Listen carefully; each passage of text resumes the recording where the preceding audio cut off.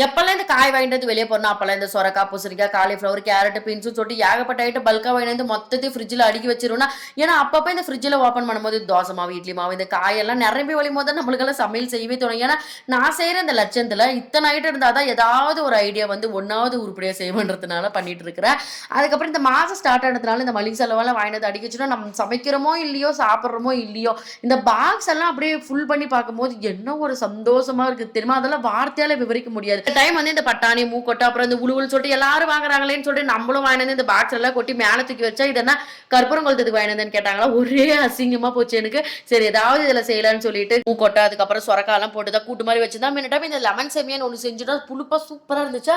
ஆனால் இந்த டைம் இந்த லெமன் சேமியா, புளியோதரை சேமியா, பிரியாணி சேமியான்னு சொல்லிட்டு பல சேமியா வாங்கிட்டு வந்து அடிக்க வச்சுக்கிறேன். கேட்டாங்கன்னா இந்த திடீர்னு வந்து டைம் ஆயிடுச்சுன்னா செய்யறதுக்கு யூஸ் ஆகும்னு சொல்லிட்டு வாங்கினேன். ஆனால் இன்னைக்கு நல்லாவே டைம் இருந்துச்சு. அப்பயே இன்னைக்கு லெமன் சேமியா தான் செஞ்சு நான் எப்படி எல்லாம் சமாளிக்க வேண்டியது இருக்குது.